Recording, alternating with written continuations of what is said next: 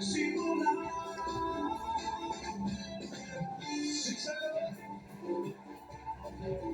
te bendecimos.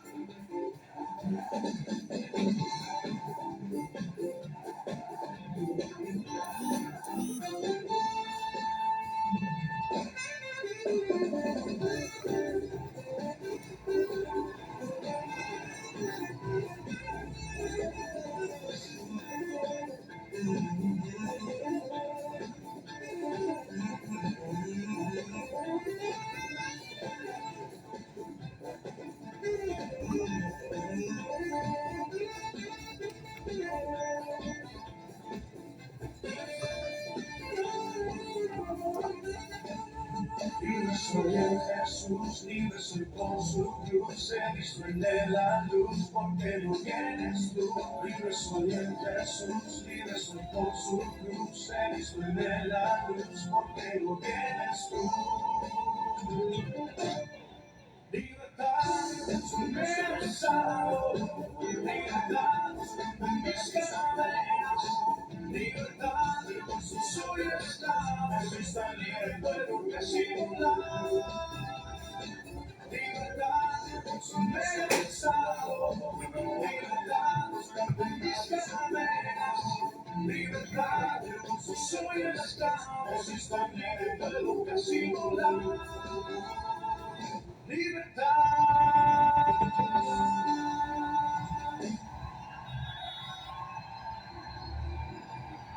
Oh, sí, Señor.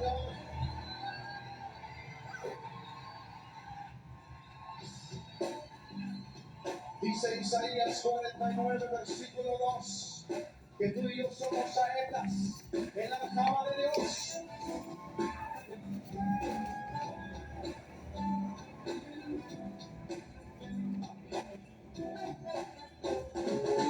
Soy una saeta en la cama de Dios.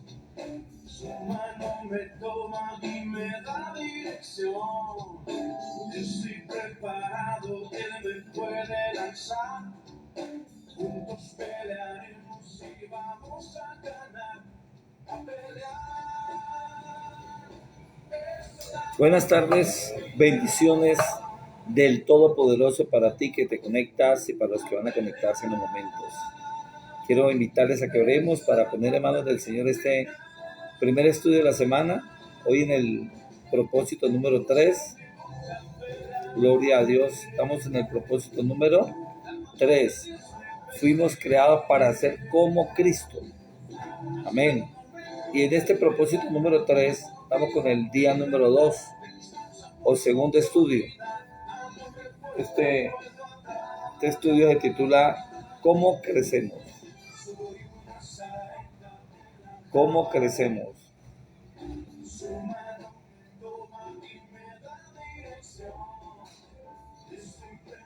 ¿Cómo crecemos? El tema de hoy a la luz de la palabra. Estamos transmitiendo de martes a viernes, 6 de la tarde, hora colombiana, muy puntual. Vamos a tratar de avanzar rápidamente. Vamos a orarle al Señor. ¿Qué tal si ustedes se ponen de acuerdo conmigo? Y oramos al Padre. Dios y Padre Todopoderoso, Rey de Gloria, declaramos, confesamos al nombre de Dios como el nombre que es sobre todo nombre, Jesucristo de Nazaret. En esta hora y momento nos unimos todos a través de la página de Facebook Nueva Vida en Cristo, en esta transmisión a la luz de la palabra. Tema de hoy, ¿cómo crecemos, Señor? Espíritu del Dios viviente, hace en nosotros una obra maravillosa. Espíritu del Dios viviente, por favor, trabaja en mi corazón, trabaja en el corazón de los que se conectan. Señor, estamos dispuestos a ser edificados hoy, más. Seas trayendo una palabra revelada, seas trayendo una palabra con unción, con poder, sobre la vida de cada uno de los oyentes, de los que ven esta transmisión y escuchan esta transmisión. Dios mío, quédate con nosotros. Por favor, no nos dejes, Señor, de un instante. Sea impregnando en el corazón de cada una de las personas que se conectan, en el corazón la enseñanza de hoy. ¿Cómo crecemos, Señor? Gracias, Espíritu Divino de Dios. Amén y amén. Bien, saludamos a Maritza Peña Núñez. Maritza se conecta, si no estoy mal, desde el Ecuador, vecino país del Ecuador. Un abrazo.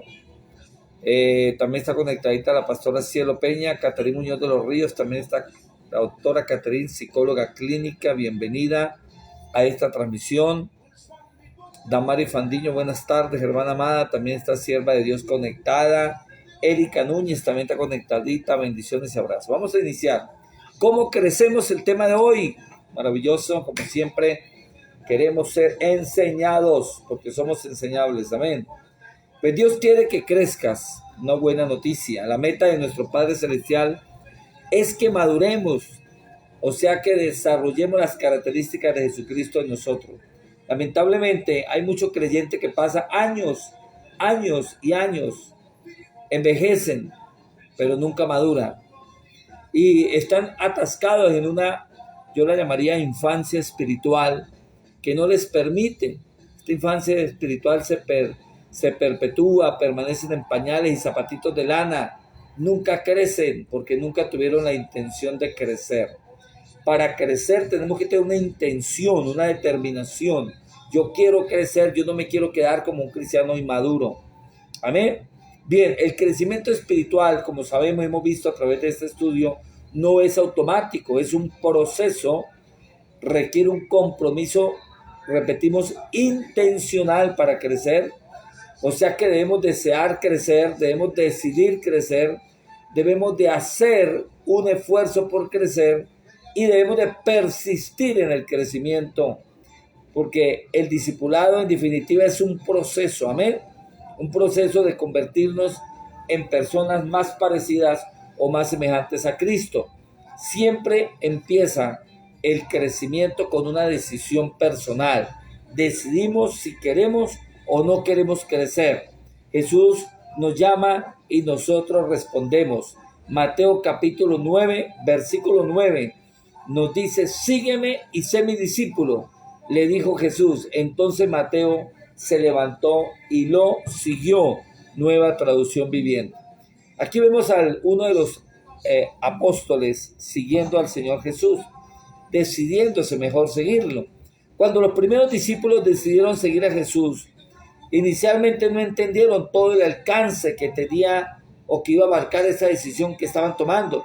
Simplemente ellos respondieron a la invitación de seguirlo, como nos lo podemos mirar a través de Mateo.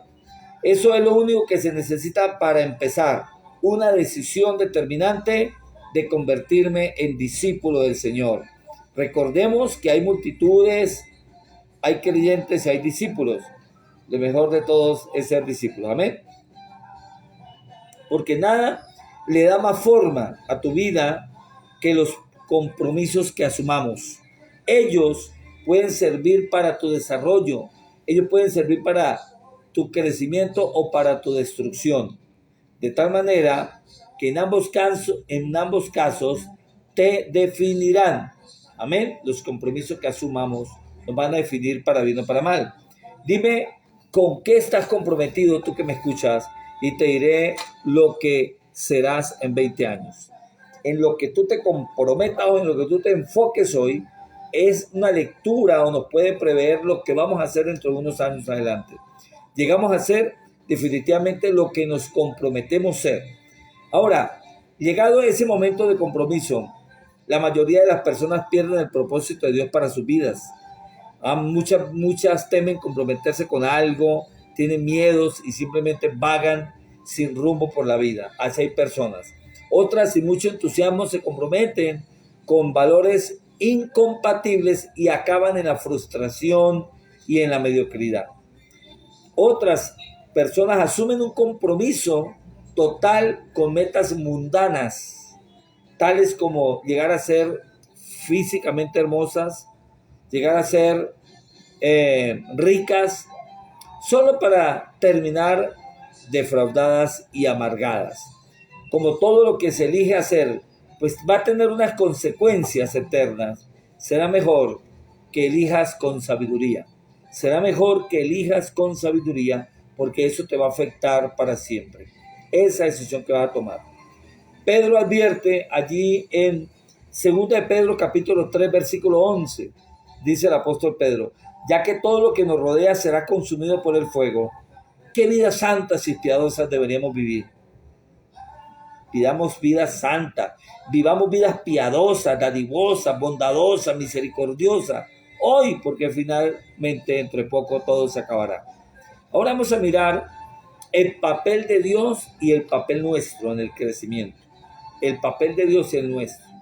Ser semejantes a Cristo, pues es el resultado que tomas las mismas decisiones que tomó Jesucristo, y dependemos de su Espíritu Santo para ayudarte a cumplir con tus decisiones.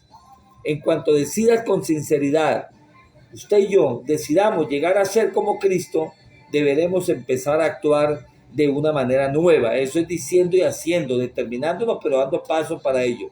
Amén. Tendrás que, por ejemplo, abandonar algunas rutinas viejas, desarrollar nuevos hábitos y cambiar intencionalmente tu manera de pensar si realmente queremos crecer, si queremos determinarnos para crecer. Podrás estar seguro, amado, que el Espíritu Santo va a estar pendiente allí, que el Espíritu Santo te va a ayudar en el crecimiento, amén, en esos cambios. La Biblia dice en Filipenses capítulo 2, Filipenses 2, versículo 12 y 13 dice: lleven a cabo su salvación con temor y temblor, pues Dios es quien produce en ustedes tanto el querer como el hacer para que se cumpla su buena voluntad. Bendición. Este versículo muestra las dos partes del crecimiento espiritual. Primero, lleven a cabo, o sea, hagan, es una acción. Y segundo, producen. Llevar a cabo y producir. El llevar a cabo es nuestra responsabilidad, lo que a usted y a mí humanamente nos corresponde hacer. Y el producir es el papel que desarrolla nuestro Dios a través del Espíritu Santo. Yo llevo a cabo, pero el Espíritu Santo produce. Ahora, el crecimiento espiritual es, amados de Dios, un esfuerzo de colaboración, de empeño entre nosotros y el Espíritu Santo. Parte y parte. Amén.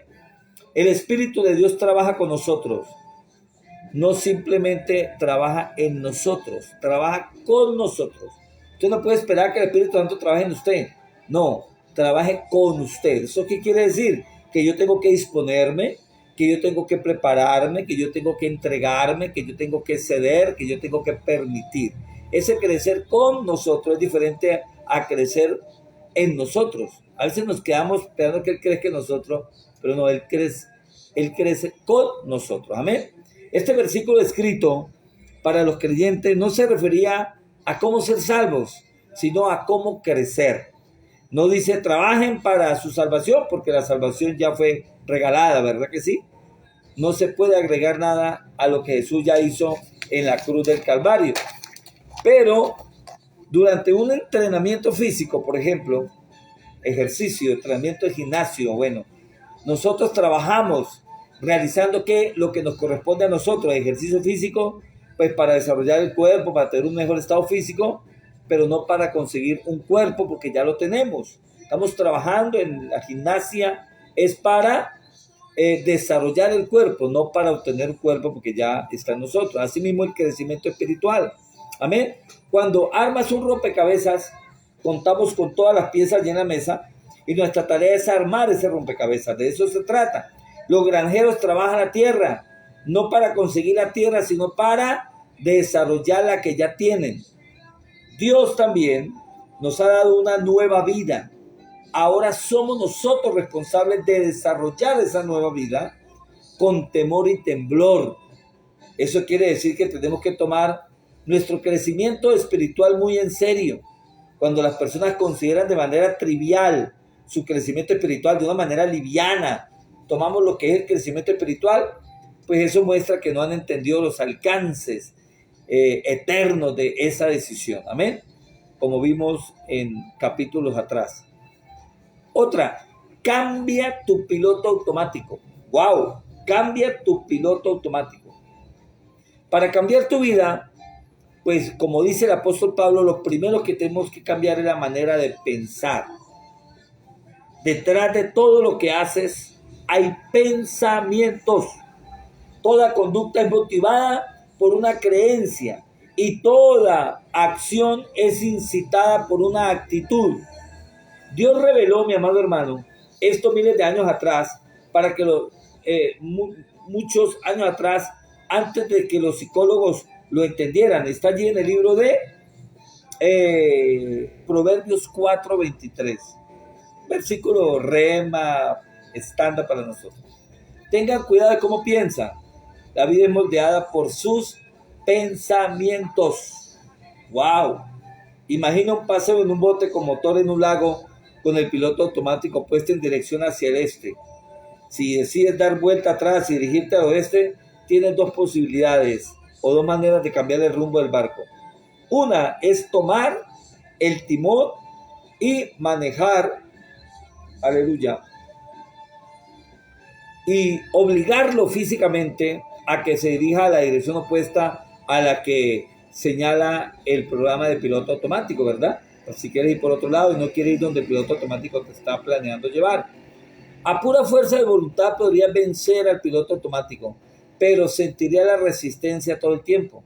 Finalmente tus brazos se cansarán de tanto hacer fuerza allí, de la tensión que se lleva a cabo. Soltaríamos el timón finalmente de lo cansado que podemos estar queriendo conducir el barco a un sitio diferente a lo que el piloto automático me está diciendo, y el barco retomaría inmediatamente el rumbo inicial para donde fue programado ir, ¿verdad? De acuerdo con su programación interna, claro está. Esto es lo que sucede cuando tratas de cambiar tu vida a fuerza de voluntad. Terminas volviendo a caer. Estos días me decía una hermana en consejería: pastor, yo procuro y lucho todos los días por no pecar. Error. No es luchar por no pecar. Es primero llenarnos de Dios para tener la capacidad de no pecar. Esa persona que vive luchando por no pecar, tarde o temprano pecará, tarde o temprano caerá y será un desastre quizás. No lo hagas de esa manera.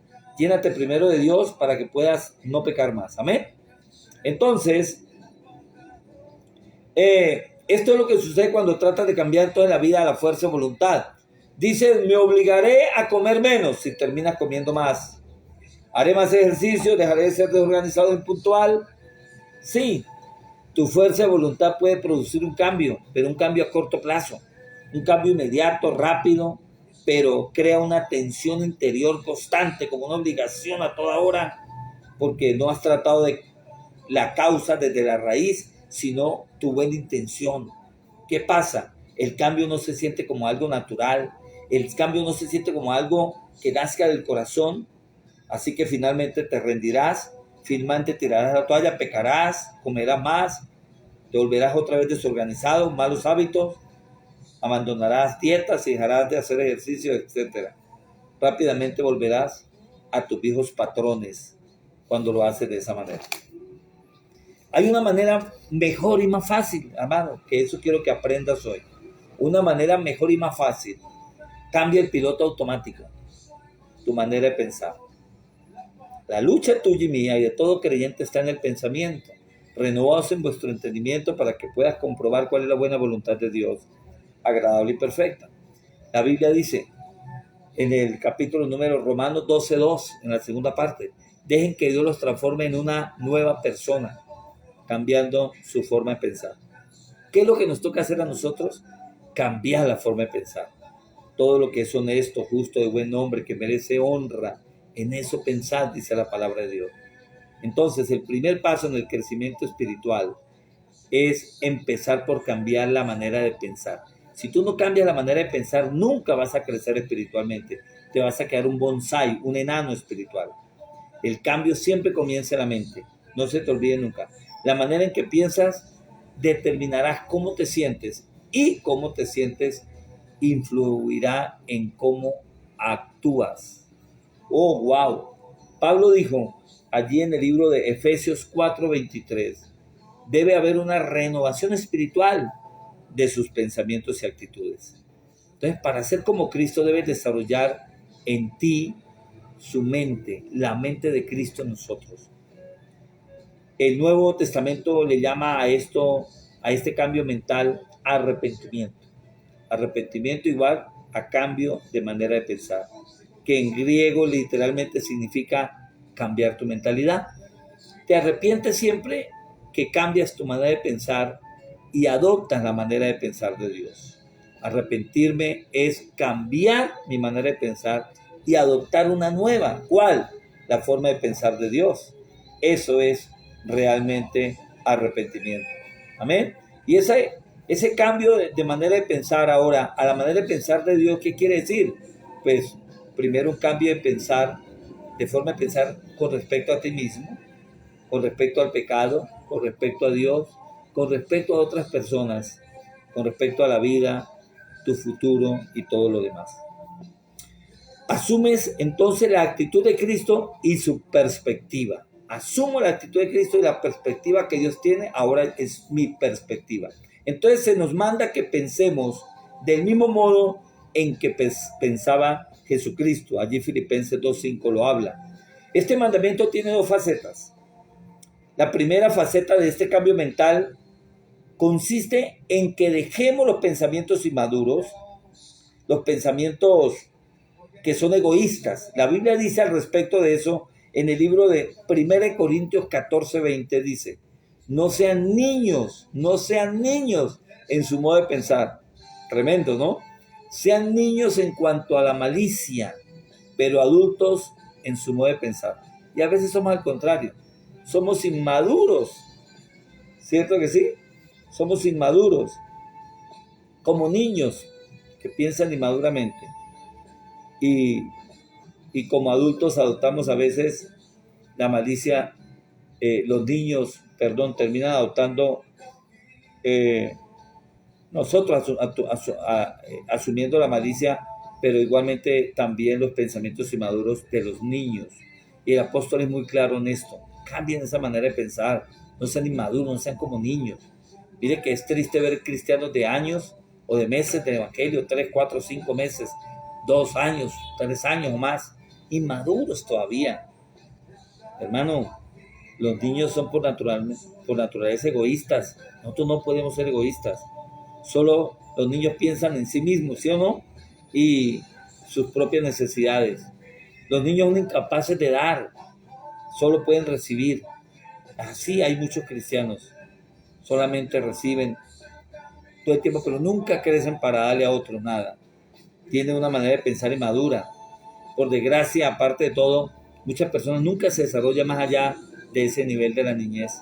La Biblia dice que esta manera egoísta de pensar, pues es el origen de conductas pecaminosas. Lo dice allí en el libro de Romanos 8:5. Dice la palabra del Señor: los que viven siguiendo sus egos pecaminosos solo piensan en las cosas que su ego pecaminoso desea. La segunda faceta para pensar como Jesús consiste en que empieces a meditar con madurez, enfocándote en otros y menos en ti mismo. En su gran capítulo sobre el amor verdadero, Pablo concluyó que pensar en los demás era señal de madurez. Allí precisamente en el libro de 1 Corintios 13, el famoso capítulo del amor, en el versículo número 11 dice: cuando yo era niño hablaba como niño, pensaba como niño, razonaba como niño. Cuando llegué a ser adulto dejé atrás las cosas de niño. Amén. Aleluya. Entonces, en la actualidad, muchos suponen que la madurez espiritual se mide por la cantidad de información bíblica o doctrina que uno sepa, o por la cantidad de años que lleva en el evangelio. No, por eso no se mide la madurez espiritual, mi amado hermano. Si bien el conocimiento es una medida de madurez, claro que sí, no es todo lo que se necesita. El conocimiento es sencillamente una característica de la madurez, una de tantas, ¿de acuerdo? Entonces, la vida cristiana es mucho más que credos y convicciones. Incluye también la conducta y sobre todo el carácter.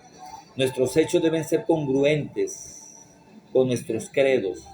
Oiga, nuestros hechos, escúcheme muy bien, deben ser congruentes con nuestros credos.